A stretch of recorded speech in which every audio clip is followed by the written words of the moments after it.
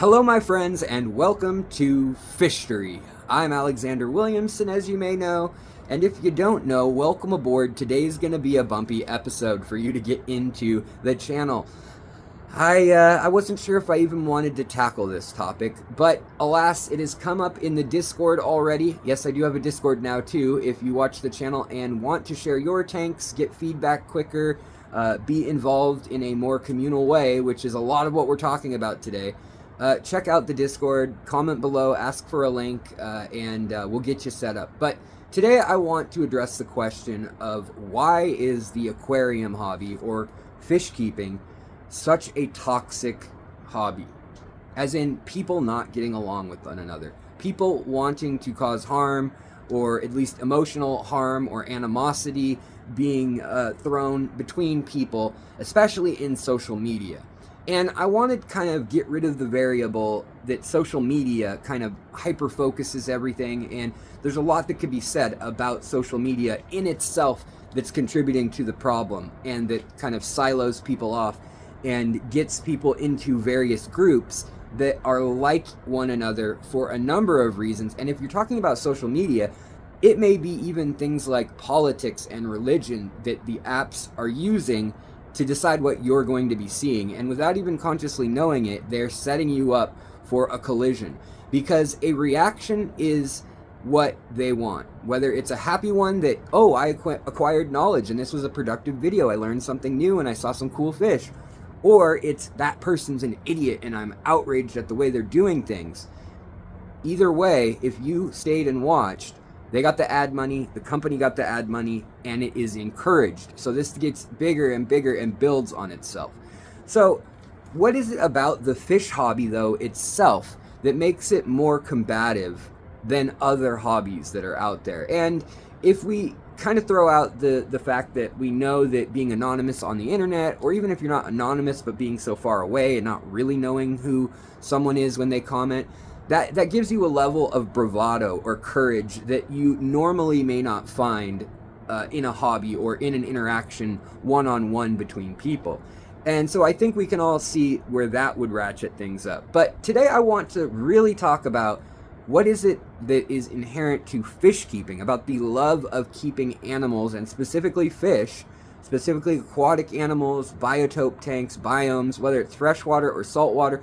What is it about that seems to breed an antisocial, or at least easily angered, easily offended group of people? And I think that there are at least two sides on this topic. There are people who are empathetic and who are emotional, and they care about animals, they care about the creatures they're taking care of, and they want to defend those creatures and protect those creatures. They see them as helpless, or as not being able to help themselves, not being able to exist against the force of humans and what we've done to the environment in the name of progress and production. And there's these bigger issues of environmentalism and kind of a father or mother figure that people kind of take on in this hobby oftentimes. And you could say maybe it's the same then with cats or dogs. And I don't want to belittle humans and say that anything having to do with your kids is similar. And so I'm going to leave that out of the picture. But if we examine another hobby, like keeping pets in general, does it get just as divisive? And I would say it does, but not quite like fish. You have people that believe you should keep your cat indoor or outdoor only, and they have a list of reasons. Oh, protecting the birds. Oh, well, a cat has to be a cat. Let it go outside, you know. And again, you kind of get two kinds of people. You get the empathetic protector and lover of the creature, whether that's a realistic and altruistic view, or whether that's just how they think of themselves. And then you also get another outside view that is kind of more like outside the hobby, instead of being in a relationship with your fish. It's more of, I've spent time on this. I have spent knowledge on this. I have learned and researched and had to make mistakes, and I've failed, and I have overcome these things to get to the level that I am at, and therefore I know best with how to take care of fish. And it may also have something to do with a passion or a paternalism of raising the creatures, or almost a god complex. of, you know, you set up a little world and then you kind of let go and watch it do its thing and give it maintenance and push for help, and if there's emergencies, you try to step in and fix things. There is a lot going on there that I think attracts a certain kind of person. And I want to briefly talk about those kinds of people and why we butt heads in a broad way. And then what I would love to hear from you is if you agree with this assessment, and also if you don't, what your take is, and also what is it that we can do to avoid this conflict? Because at the core of it, I'm going to bury the lead and explain. You're getting a mini version of this whole video right now if you've watched this far, in the sense that also I think there are people that are very obsessive compulsive, very procedural, very focused, and as we describe it today, I think sometimes it would be considered autistic, or having a non-normative wiring neurologically is what some people would call it, or is probably the way we would discuss it these days. And that can range from very extreme cases all the way to just people who tend to be ADHD or who tend to be empathetic to the point where maybe they watch a news story and they start crying, whereas I think we can all agree that that's a little more of a reaction than your average person is going to see the news and they may think that's sad, but you don't process and externally expose the way you feel when you really take each issue into your being. And when I talked about empathetic people, I think that's something that we also see in this hobby. And when you have people that are, for lack of a better words, sensitive, emotional, caring people, when someone hurts their feelings, it becomes very serious very quickly. Likewise, when someone takes pride in the time they've spent, in the method they developed, or any number of things that we can talk about, it also becomes very heated very quickly. And not to mention, these two types of people, it's like love languages. They speak a different language socially. You may even have people that are, and I don't mean this in a dismissive way, but sociopaths. You may have people that don't know how to get along with other people in a way where they're empathizing. They may be doing things just for their own motivation, for their own universe of thoughts and processes. And there are plenty of sociopaths that are productive, great people. In fact, most CEOs that they polled have some tendencies that would be listed as that. And actually, when they look at specific jobs, sociopath is very, very present in the higher corporate level world, as well as the upper engineering world, and like programming, computer sciences and things.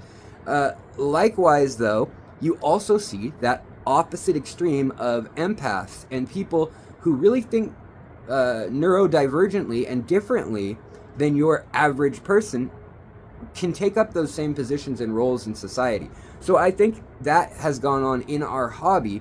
And then let's talk about the reasons why our hobby in particular actually attracts people, that whether they're those extremes that I just mentioned and they're not getting along and they're clashing, there's also a few other things that I think are really happening specifically within our hobby, and maybe tangentially you could say within, like, for instance, could you keep your cat outdoors or should you keep it indoors? Or should you train your dog with you're the alpha dog? Or should you always use positive reinforcement no matter what, and you never want to scare or reinforce any sort of physicality with the dog? There's different types of people in that hobby as well. But the reasons why we butt heads, let's go into it just a little deeper now and see if you agree with me. Alright, let's talk a little bit about the kind of people that are in the hobby and why I think specifically we get into a little bit of trouble as aquarium hobbyists of all kinds. So I think one thing that is a universal to aquarists is we want to take care of a living thing, some other living thing. And like I said earlier, I think there's a sort of paternalistic drive in that. And I don't mean that to be gendered in any way. You could be a female, male, whatever, and anything in between, and still have this urge to a parental urge and this need to have something that needs you back. And I think that the reason why we seek out taking care of aquariums and taking care of these organisms. You know, if we just liked the pretty imagery and colors associated with fish, we'd watch a movie or TV or video of fish only. We wouldn't keep them. And so I think there is some real aspect to the nature and the living being that is involved that draws us into this hobby. I also think that there is the wanting to be needed can reflect maybe a lack of feeling like we are needed, or a lack of worthiness. And so I think for some people that's a really tangible part of it, and that's something they've struggled with in their life. And other people, it may not even be anywhere on the radar, but maybe there's subconscious elements to it. Also, I think another universal is that there can be some elitism in keeping of hobbies if you want to discuss them with other people. So it's not the fact that you're a fish keeper, it's the fact that you are a socializer that is at hand. You want to show and compare what you can keep or what you have achieved, how hard the fish you keep are.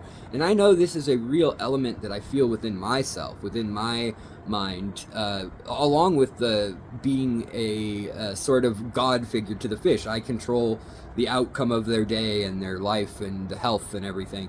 And when they produce babies, if you're someone who's like that, you probably really enjoy knowing that you've taken your hands off the wheel to some degree, and they're doing the thing that is most natural about them. They are reproducing, they are continuing their species. So that might be a clue, if you like that aspect, why you're in the hobby for some degree. But also, like I was saying, the entire elitist thing. Now, elitism and competition are not a bad thing always. They drive competition. It's why we have the Olympics. It's why we have some of the best athletes or brightest minds. It's why we have grades on academic works a lot of times, or why peer review things get ranked the most cited and things like that. So it happens in so many spheres in being a human. But the act that you want to get involved in, and you want to engage in a club or posting online or sharing with your family, it's probably for other aquarists. And it may be to share your aquarium hobby with other people. That might be another driving factor. In general, your family and friends. But when you step back and look at it, I bet it's because you also want to know how you measure up. How could you know how well you're doing without understanding what is out there? What else is being done? How hard are certain plants? And it also lets you know, how are you doing? How are you at keeping fish? Period, If you kept a bunch of discus as your first fish and they're all doing great and they're breeding and you've been selling them like hotcakes, and then you get online and you see, oh wow, that's a hard thing to do apparently, then you can pat yourself on the back and feel good. It's also a goal to try to get to. But if we break down those big driving factors that attract people to the hobby, is the love of nature and the love of living things and the beauty and all of these bigger themes that could apply to other hobbies, well, why do we have this fighting and feuding going on with, like, all bettas need to be in a 10-gallon tank or bigger, and no betta should ever be in a little cup, even for a month or a week or a day? Viva la libération beta, that kind of thing. And then we have people fighting. Well, there's also a contrarian nature to a lot of people in general, not just in our hobby. Our hobby is a nice sampling of society at large, as well as two stereotypes in particular that I mentioned earlier. But you got a smattering of everyone in between, and the two stereotypes of the very empathetic, caring person that wants to care all about fish and wants to have a little organism that can need them, just like if you keep cats, or maybe you rescue stray animals or something, and it's heartwarming to you and you hope you're helping them. But also people do that for social affirmation, to know that they are doing good in the world, to know that they're making a difference. And I don't think that means that it's at all negative or bad or self-centered if that's part of what you get out of doing volunteer work or doing activism. I think it's a real aspect that you just take it with the territory. Now, the sampling of everyone that we have in the hobby, of just people who are either into it a little bit, or maybe their spouse or their partner or brother, sister, mom, dad, whatever, someone near them is in it, and tangentially maybe they have an aquarium, so they need to learn a little bit, and they're just kind of like on the periphery, and they're not a super extreme personality. I'm sure that's a lot of it too. And then we have the educational journey, which is somebody who is there and a part of these things, not to necessarily share anything of theirs, but to absorb what is out there, and how, like I said, they measure up how to do things. What's the right, wrong way? What are the ways, period? Are there 10 ways to do things? Deep substrate, shallow substrate, no substrate? And I hope that most of us can come to a point where we realize that, yes, these are different ways to do things, but there's not always a right or wrong way. In fact, usually there's not a correct way. There's usually a few ways that work. Some work better for some people, some work better for some situations, and I don't understand why we need to castigate or make people feel bad or be hurtful because of the way they're doing something is just different. And there is an aspect of human nature I know that's involved, which is the contrarians to, whether they're doing it for the lulz or to laugh at, things, just to get a reaction, just maybe they're having a bad day and they just want to poke the bear and just kind of see what happens. I'm sure that goes on a lot too. I can sympathize with that kind of situational comedy or, candid camera type shows and things. And the reaction, to see what people do in reaction, is very similar to see what keeping a fish does when you do this or when you don't do that, or when you change the pH, or you add red light to the spectrum on your plants or blue light to the spectrum on your plants. And did I mention that the fish hobby is huge? It is plants, it is chemistry, it is breeding and genetics. I mean, this is why we have such a wide range of people from all aspects of life that are suddenly shoved together, kind of like on the subway, and there's bound to be fights and arguments that flare up in a group that's like that. But the elitism that I'm talking about that goes on too, it goes to another level sometimes, where it's talking about, I have the cooler fish, I have better genetics, I have access to the smartest smarty pants who raises the XYZ fish, and you don't, but you can get on the waiting list if you give me $50. So there's those kind of personalities. There's also practical things going on, like with the elitism, and when we talk about things like anything other than for the love of the fish or the love of the animal, I think a lot of times what's going on there is we have a clash. And whether it's how you keep substrate or how you use a filter or don't have an electric filter, if you think that there's one right way and the other way is wrong, you have built that into your worldview.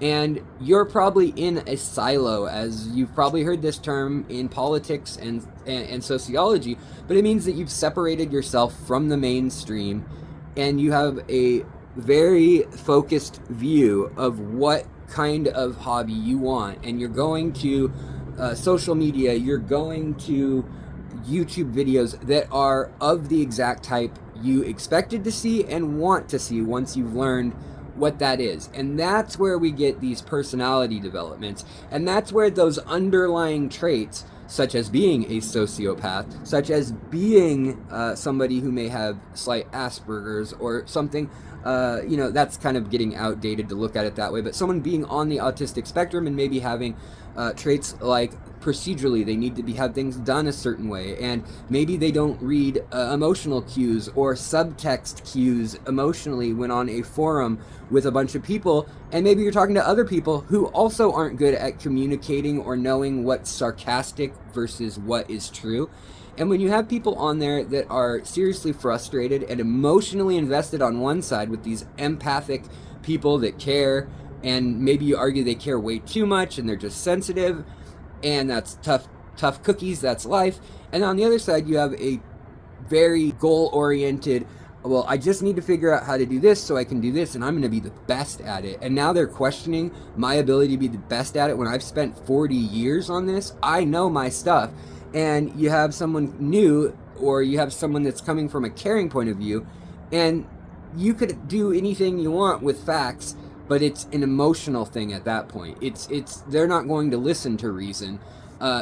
And you can try to do studies on how much room does a betta need, how much room does a betta in the wild need or live in its entire life, volume of water, and figure out, what they should have in a tank. And even if you were doing those things, it wouldn't be enough to quell what's at the heart of the disagreement at that point, which is worldviews and the person that they see themselves to be, and the fact that they see something as oppositionary or so wrong that they need to correct it. And sometimes it's about correcting it, and that's where right now I'm trying to reach out to everyone watching and say, let's try to correct that with care and compassion, just so that we can get through this thing called life. Electric word, life, and that means forever. But anyway, sorry for that, guys. But if we want to get through getting along as hobbyists with one another, then we can understand that maybe you say, hey, I know you think this way. This is my take. This is what I hear. These are the reasons why. I'm just going to put out there that this is what I think, and this is why. This is why I feel this way. This is where I got that info. If you'd like to check where I got it and talk to the other people that are in this boat of opinion, great. If not, then c'est la vie. We will just have to live and let live. But in our hobby, a lot of people are very procedural, and they don't want to live and let live if it's wrong, right? If it's keeping a betta in confined spaces, they care so much about that fish that it's wrong. We can't just let it go. No, we need to tell them what's what. And also, maybe if you have a tendency in the hobby or in life to also want that that need to be needed and that need for social reinforcement, positive reinforcement that so many of us have or could want, then maybe you won't let it go either. And so you get these long, just ongoing back and forth of people arguing. Realistically, who are you going to come into contact with, and how many out of all 9 billion people on Earth or whatever it is, of those, that's such a small fraction of people that we need to get along. We need to work together if we want things for the greater good of nature, for the greater good of the hobby, and as consumers within a hobby. We really do need to learn to communicate, to referee, and to get along. So if you have ideas on how we can do that and where it breaks down, I'd really love to hear about it. We're doing that in my community right now on Discord, on the Facebook group, and also on the channel here in the comments. So if you're interested in that and you want to chime in, please do so with respect and an overabundance of caution on this video that we are getting along with folks. Even if we don't agree, we're being very open-minded. If that means live feeding and you hate live feeding, if you're going to engage in a back and forth, then you need to at least live and let live. There's not going to be name-calling over that and disagreement over that because it's not what you do or what you believe in. Try to be actually open-minded on the subjects, and I think it really helps us all grow and redefine the way we think, which is needed sometimes, but more importantly, it doubles down on the way we behave and what we think very often, so that, we agree with our past assertions that now have become behavioral, repetitive things that we do. So thanks for watching, you guys, and I will see you on the next FISHTORY. Bye.